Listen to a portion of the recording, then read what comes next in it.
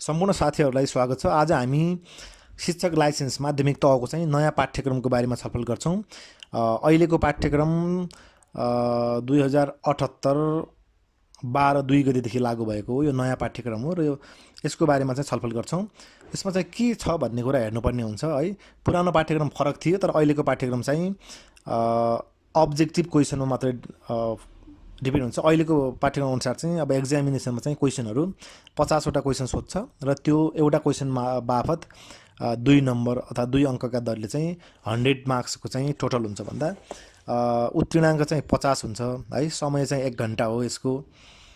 यसको चाहिँ अब हामी कन्टेन्ट हेर्छौँ। युनिट 3 अथवा पोइन्ट 3 मा चाहिँ पाठ्य विषय अथवा चाहिँ यसको पाठ्यक्रमसँग सम्बन्धित कन्टेन्टहरू दिएको छ। यसको पहिलो छ नेपालको राष्ट्रिय शिक्षा प्रणाली अन्तर्गत लेखिएको छ। यसमा चाहिँ जति पनि शिक्षा प्रणाली अन्तर्गतका कुराहरू छन्, शिक्षाको व्यवस्था भएका चाहिँ वैधानिक कानुनहरू अथवा शैक्षिक इतिहासका कुराहरू, शिक्षाको संरचनाका कुराहरू, राष्ट्रिय उद्देश्यहरू है, शिक्षा ऐन नियमावलीका कुरा, शिक्षक सेवा आयोग नियमावलीका कुराहरू होइन, अथवा अनिवार्य शिक्षा सम्बन्धीका ऐन नियमावलीहरू, स्थानीय सरकार सञ्चालन ऐनका कुराहरू, यी विविध कुराहरू चाहिँ युनिट 1 मा समेटिएको छ। सामान्य शिक्षा भन्ने अन्तर्गत चाहिँ यसलाई राखिएको छ है। खण्ड क सामान्य शिक्षा भन्छ र त्यो अन्तर्गत युनिट 1 3.1 राखिएको छ यहाँ। अब 2 मा छ अथवा दोस्रो युनिटमा हेरौँ शिक्षामा नवीनतम चिन्तन है। शिक्षाका नवीनतम चिन्तनहरू चाहिँ समावेशी शिक्षाका कुराहरू, बालमित्र शिक्षाका कुराहरू, सामाजिक न्याय होइन, समावेशीकरण, लैङ्गिक शिक्षा अथवा समता समानताका कुराहरू होइन, अनौपचारिक शिक्षा, प्राविधिक शिक्षा, जीवनोपयोगी सिप, यी विविध कुराहरू चाहिँ युनिट 2 मा चाहिँ शिक्षामा नवीनतम चिन्तन अन्तर्गत समेटिएको छ। युनिट 3 मा चाहिँ सिकाइ र बाल मनोविज्ञान भन्ने छ है। चाइल्ड साइकोलोजी र लर्निङ सम्बन्धीका कुराहरू यसमा समेटिएको छ युनिट 3 मा चाहिँ। युनिट 4 मा चाहिँ विद्यालय समुदाय सम्बन्धका कुराहरू राखिएको छ यहाँ। अनि युनिट 5 मा शिक्षकको पेशागत दक्षता र विकास है। युनिट 6 मा चाहिँ गुणस्तरीय शिक्षा भनेर, युनिट 6 सम्म चाहिँ खण्ड क भनेर राखिएको छ, सामान्य शिक्षा भनेर। अब खण्ड ख मा चाहिँ शैक्षिक व्यवस्थापन र शिक्षण प्रक्रियाका कुराहरू भनेर खण्ड ख मा राखिएको छ।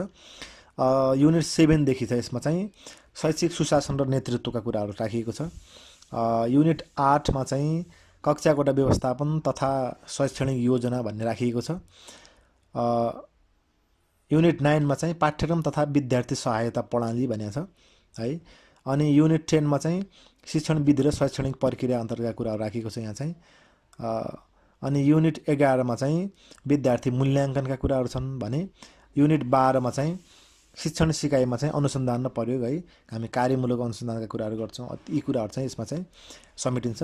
युनिट 13 मा चाहिँ सूचना तथा सञ्चार प्रविधि है, कम्प्युटरसँग अथवा इन्टरनेटसँग अथवा हामीले चाहिँ विद्यालयमा प्रयोग गर्ने विभिन्न किसिमका चाहिँ सफ्टवेयरको बारेमा चाहिँ यसमा पढ्नुपर्ने हुन्छ। र युनिट 14 मा चाहिँ सामान्य बौद्धिक परीक्षण आइक्यूको बारेमा लेखेको छ। र आइक्यूमा चाहिँ एकदमै सामान्य तरिकाको छ।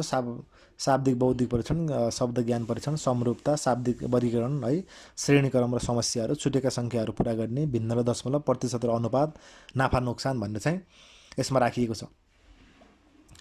अब यसको चाहिँ हामी मूल्याङ्कन हेर्छौँ, कसरी चाहिँ कुन कुन युनिटबाट चाहिँ कतिवटा क्वेसन आउँछ र कस्तो कस्तो क्वेसन आउँछ भन्ने हो। मेन रूपमा चाहिँ प्रत्येक युनिटका क्वेसनलाई चाहिँ 3टा तहमा छुट्याएको छ यहाँ। ज्ञान तथा बोध तह भनेर, अनि सिपको तह र उच्च दक्षता तह भनेर चाहिँ प्रत्येक युनिटका क्वेसनलाई चाहिँ 3टा तहमा छुट्याउने र टोटलमा चाहिँ कतिवटा सोध्छ भनेर चाहिँ यहाँ छुट्याएको छ। अब हेरौँ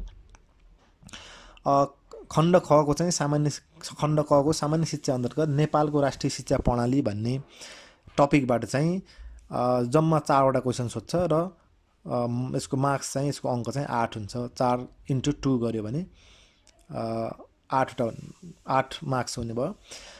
2 मा चाहिँ शिक्षामा नवीनतम चिन्तनबाट चाहिँ र सिकाइ र बाल मनोविज्ञानबाट चाहिँ 7वटा क्वेसन सोध्छ। युनिट 4 मा चाहिँ विद्यालय समुदाय सम्बन्ध र स्थानीय शैक्षिक योजना भन्ने टपिकबाट चाहिँ 3टा क्वेसन सोध्छ। 5 मा चाहिँ शिक्षकको पेशागत दक्षता विकास भन्ने टपिकबाट अथवा यो युनिटबाट चाहिँ 3टा क्वेसन सोध्छ र गुणस्तरीय शिक्षा भन्ने युनिटबाट चाहिँ 3टा सोध्छ है। अनि अर्को खण्ड ख मा चाहिँ युनिट 7 बाट चाहिँ शैक्षिक सुशासन र नेतृत्व भन्ने टपिक र 8 युनिट 8 को चाहिँ कक्षाको एउटा व्यवस्थापन र शैक्षिक योजना भन्नेबाट चाहिँ दुईटै मिलाएर 8वटा क्वेसन सोध्छ भनेको छ। 9 मा चाहिँ पाठ्यक्रम तथा विद्यार्थी सहायता प्रणालीबाट 4वटा क्वेसन, 10 र 11 युनिटबाट शिक्षण विधि र शैक्षणिक प्रक्रिया र विद्यार्थी मूल्याङ्कन भन्ने युनिटबाट चाहिँ 9वटा क्वेसन सोध्दो रहेछ। युनिट 12 मा चाहिँ शिक्षामा अनुसन्धान र प्रयोग भन्ने टपिकबाट चाहिँ 3टा क्वेसन सोध्दो रहेछ। युनिट 13 मा चाहिँ सूचना तथा सञ्चार प्रविधि भन्ने टपिकबाट र सामान्य बौद्धिक परीक्षणबाट दुईटैबाट गरेर मिलाएर 6वटा क्वेसन सोध्दो रहेछ। र अब हामी सबै युनिटबाट मिलाएर 50वटा क्वेसन र एउटा क्वेसनको चाहिँ 2टा नम्बर अथवा 2 अङ्क गरेर चाहिँ 100 पूर्णाङ्कको हुन्छ भन्ने बुझ्नु पर्यो है त। अब अरू कुरा हेर्दाखेरि परीक्षा प्रणाली वस्तुगत हुनेछ भनेर सबै objective question, multiple choice question हुनेछन् है, बहुवैकल्पिक प्रश्नहरू सोधिनेछन्, 50वटा क्वेसन हुन्छ र एउटाको 2टा अङ्क हुनेछ भनेको छ।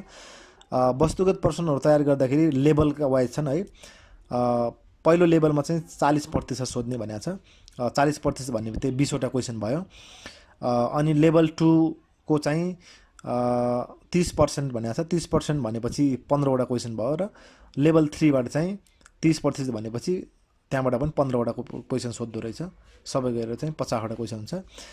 परीक्षाको समय चाहिँ 1 घण्टा हुन्छ। 50वटा क्वेसन 60 मिनेटमा चाहिँ सक्नुपर्ने हुन्छ। सबै क्वेसनहरू चाहिँ मल्टिपल चोइस नै हुन्छ, बहुवैकल्पिक क्वेसनहरू हुन्छ भनेको छ। र एउटा क्वेसनको आन्सर लेख्ने बित्तिकै अथवा सही मिलाउने बित्तिकै 2टा अङ्क प्रदान गरिन्छ भनेको छ। र अन्य कुरा चाहिँ यो सबै कुनै पनि कानुनहरू अथवा केही कुरा चाहिँ परीक्षा हुनुभन्दा 3 महिना यताको चाहिँ केही चेन्ज भएको छ, परिमार्जन भएको छ, केही हटाएको छ, केही नयाँ थपिएको छ भने ती कुरालाई के हुनेछ क्वेसनमा अथवा परीक्षामा चाहिँ समावेश गर्न सकिनेछ भन्ने कुरा भयो। र यो पाठ्यक्रम चाहिँ 2078 चैत 2 गतेदेखि चाहिँ लागू भएको पाठ्यक्रम हो। र अर्को कुरा के छ भन्दा यहाँ हामीले बुझ्नुपर्ने कुरा, गलत उत्तर दियो भने त्यो बापत चाहिँ मार्क्स चाहिँ काटिन्छ भन्ने खालको कुरा चाहिँ बजारमा हल्ला छ है। र बजारमा सोद्धाखेरि हामीले कसैसँग पनि कुरा गर्दाखेरि त्यस्तै कुरा बुझिएको छ। तर पाठ्यक्रमले चाहिँ अथवा यो सिलेबसले चाहिँ ठ्याक्कै त्यो कुरा चाहिँ भनेको छैन है। यसले के भनेको छ भन्दाखेरि एउटा क्वेसन मिलाउने बापत मिलाए बापत अथवा प्रत्येक सही उत्तर बापत 2टा अङ्क प्रदान गर्ने चाहिँ भनेको छ। तर गलत गरे बापत चाहिँ यति % चाहिँ काटिनेछ भनेर चाहिँ भनिएको छैन। त्यही भएर चाहिँ अब त्यो बारेमा चाहिँ कन्फ्युजन नै छ बजारमा चाहिँ है। त्यो बारेमा चाहिँ हामीले स्पष्ट हुनुपर्छ। अब आयोगकै मान्छेलाई अथवा कसैलाई सोधेर भए पनि स्पष्ट हुनुपर्ने हुन्छ।